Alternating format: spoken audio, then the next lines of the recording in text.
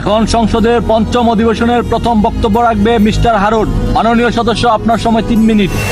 ধন্যবাদ মাননীয় স্পিকার। মাননীয় স্পিকার, আমাদের এই বাংলাদেশ যা শুধুমাত্র দেশ নয়, এটি সৌন্দর্য, ইতিহাস, সংস্কৃতি ও ভালোবাসার প্রতিচ্ছবি। সবুজে ঘেরা মাঠ, নদীর বুকে ভেসে যাওয়া নৌকা আর মানুষের আন্তরিকতায় দেশকে গড়ে তোলে অপরূপ সৌন্দর্যে। ভাষা আন্দোলন ও মুক্তিযুদ্ধের সাহস আমাদের সবচেয়ে বড় গর্ব। এই বাংলার প্রতিটি মাটির কণায় লুকিয়ে আছে স্বপ্ন, সংগ্রাম ও ভালোবাসার গল্প। তবে অত্যন্ত দুঃখের সাথে বলতে হয় মাননীয় স্পিকার, আইনের অসচেতনতা আর বেকার যুব সমাজের কারণে দেশ সঠিক পথ চলায় ব্যর্থ হচ্ছে। ফলে বাংলাদেশ উন্নত হওয়ার বদলে ধীরে ধীরে ধ্বংসের দিকে তলিয়ে যাচ্ছে। মাননীয় স্পিকার, আজ আমি দেশের কিছু গুরুত্বপূর্ণ বিষয় নিয়ে কথা বলতে চাই, যে বিষয়গুলো অবহেলিত থাকার কারণে আজও আমাদের দেশ উন্নয়নের ছোঁয়া পায়নি।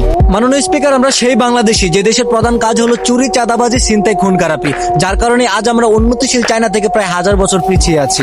আমরা সেই বাংলাদেশি যে দেশের নাগরিকরা দেশের উন্নয়নের কথা চিন্তা না করে খেটে খাওয়া মানুষদের অন্যায় অত্যাচার করে তাদের মুখের খাবার কেড়ে নিয়ে আসি। আমরা সেই বাংলাদেশি মাননীয় স্পিকার যে দেশের আইন মোটা অঙ্কের টাকা দিয়ে কেনা যায় আর সাধারণ মানুষ নিরাপত্তা থেকে বঞ্চিত হয়ে যায়। যে দেশের আইন মোটা অঙ্কের টাকার কাছে বিক্রি হয়ে যায়, সে দেশ কখনো শান্তিপূর্ণ হতে পারে না। মাননীয় স্পিকার, যে দেশে ভাইয়ের সামনে তার বোনের দর্শন হয়, বাবার সামনে থেকে তার মেয়েকে তুলে নিয়ে দর্শন করতে পারে, ঠিক একই জঘন্য ঘটনা 1000 বার ঘটে যাওয়ার পরে আর কোনো প্রতিবাদ হয় না, এই অকালপক্ষ দেশে কখনো শান্তি ফিরে আসতে পারে না। এই অশ্লীল জাতি কখনো উন্নয়নের আশা করতে পারে না। মাননীয় স্পিকার, যে দেশের রাস্তাঘাটে মা বোনদের নিরাপত্তা নেই, ঘর থেকে বের হলে সুস্থভাবে বাড়ি ফেরার ক্ষমতা নেই, হাজারো স্বপ্ন, আশা, আকাঙ্ক্ষা, চিন্তা এবং দর্শনকারীরা কেড়ে নেই, সে বিশৃঙ্খল দেশের শান্তিতে জীবনযাপন করা বিলাসিতা হয়ে পড়ে। মাননীয় স্পিকার, আজ আমরা লজ্জিত মাননীয় স্পিকার, দেশের আইন সহ হাজার হাজার স্পেশাল ফোর্স থাকা সত্ত্বেও সাধারণ মানুষের নিরাপত্তা নেই। প্রবাসী ভাইয়েরা অর্থাৎ রেমিটেন্স যোদ্ধারা দেশ ও জাতির উন্নয়নে তাদের জীবনটা দেশের বাইরে কাটিয়ে আসে, কারণ এদেশে কাজ নেই, এদেশে শান্তি নেই, ভরসা নেই, বিশ্বাস নেই, কোনো কিছুই নেই। তারপরও দেখা যায় দেশে ফেরার পথে হয়তো এয়ারপোর্টে নয়তো রাস্তায় তাদের সর্বস্ব লুট হয়ে যায়। মাননীয় স্পিকার,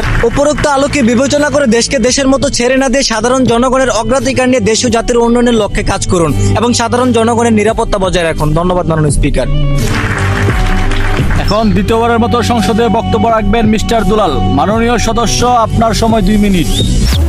ধন্যবাদ মাননীয় স্পিকার। মাননীয় স্পিকার, আজ আমি দেশের কোটি কোটি প্রবাসী ভাই বোনদের কথা বলতে চাই, যারা পরিবার ও মাতৃভূমি ছেড়ে বিদেশের মাটিতে অক্লান্ত কঠোর পরিশ্রম করে দেশের অর্থনীতিকে শক্তিশালী করছেন।